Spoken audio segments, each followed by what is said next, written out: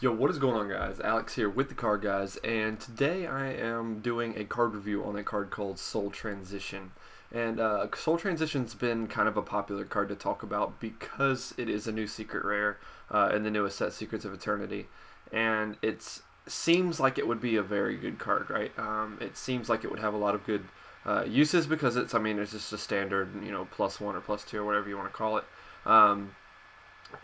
The reason that I want to go over this card is because I personally don't see that it is a very good card. Now, let me tell you why. When I go over a card, and whenever somebody presents me with a new card and they say, hey, this is a really good card, you should check it out, there's a process that I go over to determine whether that card is as good as they say it is, and whether I think it could be a good card. Now, you take the card and you tell yourself, is this card good in my opening hand? Is this card good if I draw it middle game? Is this card good if I draw it late game? Now, Soul Transition is obviously one of those cards that you want in your opening hand. Here, I'll read the card to you. If you control no special summon monsters, tribute one face-up level 4 normal summon set monster, draw 2 cards. You can only activate one Soul Transition per turn. You cannot special summon monsters the turn you activate this card. Now, the deck that a lot of people are saying that this card should be used in is Clifford. Now, Clifford, as you know, kind of floods the field, kills you, OTKs you. For a card like this to be good, you would have to control no special summon monsters, which Clifford, the only time you're not going to have special summon monsters for the most part. Now, I'm not saying you're not going to have a tribute summon monster, but usually you're going to go into a disc play, or you're going to pendulum summon, or something to that effect. Usually you're going to have special summon monsters on the field, except for turn 1. Now, if you draw Soul Transition turn 1, amazing card. I completely agree. But for it to be that good, you almost have to have a monster. You have to either have a scout, you have to have a monster that you can equip sacrifice to for it to be really good. So if you have a monster, sacrifice, and Soul Transition set, you're set for the next turn, right? But the only problem that I see with it is that it's not good if you draw it middle game, and it's not good if you draw it late game. Both of those times that makes the card dead. I guess it could have its use middle game if your opponent is in a pretty simple game state as well as you. If you're playing a lot of back row or whatever. But for the most part, Clifford builds that are topping or winning right now, they're not playing back row because Cliffords just want to go ahead and finish the game early. If you let the game go long with Cliffords and you're using Soul Transition, then you're gonna, decrease your chances of winning the game because they're gonna clear your board and you're gonna draw for turn and it's gonna be that card and you're gonna be like, whatever, I lose. So the reason I say that Soul Transition isn't as good a card as it could be is because it's dead late game and middle game. Now, the card is amazing early game because if you draw a monster, you draw a sacrifice, you set Soul Transition. I want to go over why I think that play is really good, especially going second or going first or going into game 2 and game 3. I was at the YCS this weekend and I played a guy who was running Soul Transition. It was the mirror match. Of course, game 2 I sided in Monarch Stormforth because I was going second. So he did the typical play. He, put a monster on the field. He put sacrifice on it, set 2 back row. And I was like, perfect. That's exactly what I'll need for my Stormforth to be live. I activate my Stormforth. He chains Soul Transition. He removes the board. He removes the field. He pluses, and then my Monarch Stormforth dies. And he pluses, I neg, which that's the optimal play that you can do at that point, because then I can't special summon from the extra deck because the Monarch Stormforth was still activated, and so I'm forced to just make a simple play while he has more cards in hand. He gets the search off his sacrifice. He has the scout. He can go off next turn, and my board is pretty much going to be simple, so he's going to win. That's the reason I don't think it's an amazing. Well, that's the reason I think it's a decent card, but not an amazing card. A card that you don't want to draw middle game and late game, you want to run 1 to 2 of. Or you want to run at least 2 of, is what I meant to say. I'm sorry. Because you want it in your opening hand, you want to see it, but you don't want to see multiple copies of it, so you're only going to run 2 of it. If you check the builds for the people that have been playing it, been topping with the card, they're only playing 2. If you play 3, you draw 2 in your opening hand, it's going to be terrible. nine times out of 99 times out of 100 it's gonna be terrible. If you draw it, in your opening hand and you draw a monster sacrifice, boom, perfect combo.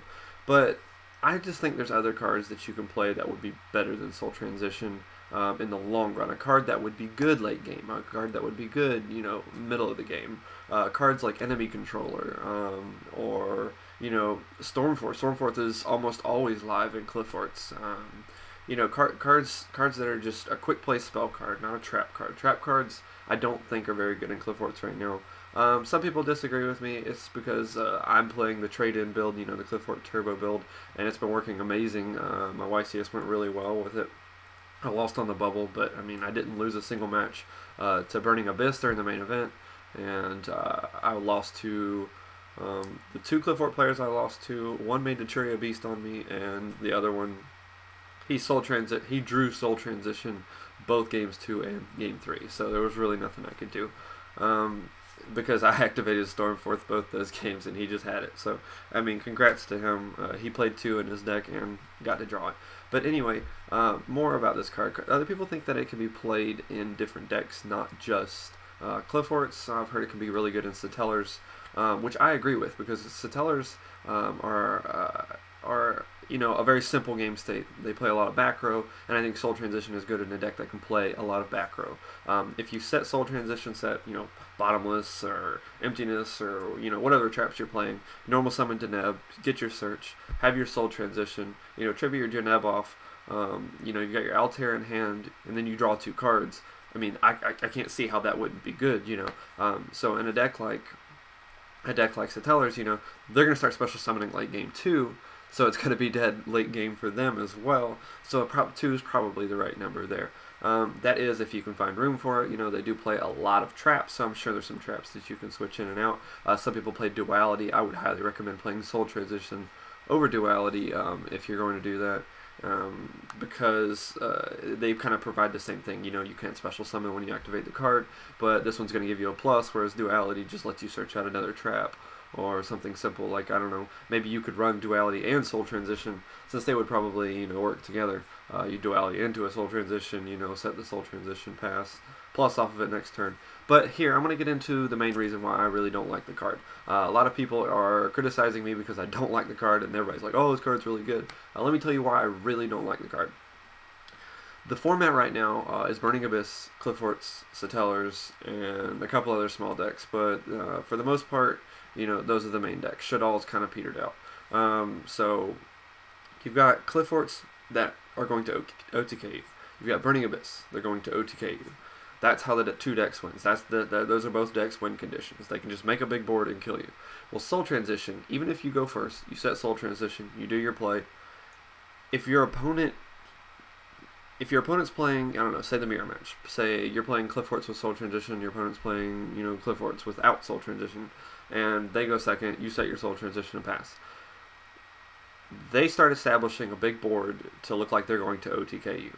What do? Do you Soul Transition right away to get your plus? Do you leave your monster on the board for them just to kill and wipe you out anyway?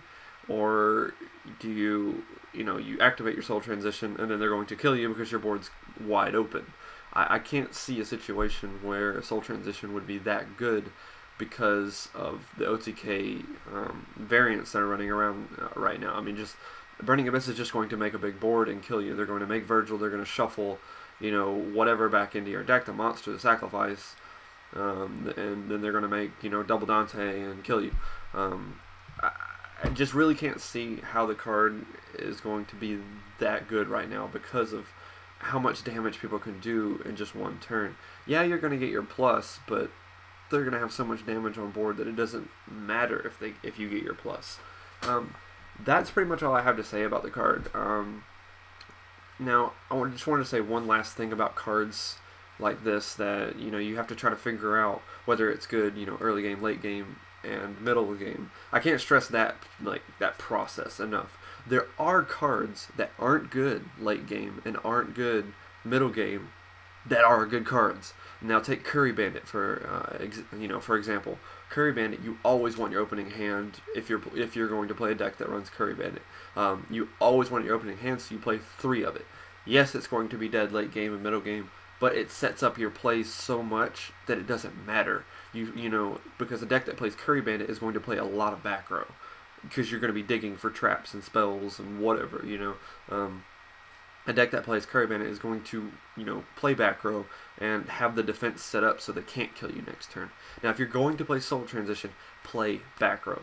That's my suggestion. You know, you have to have back row to back up, you know, yourself so you don't get killed the next turn. You know, maybe play Skill Drains or Bottomless Warning, Compulse, Book of Moon, that sort of thing.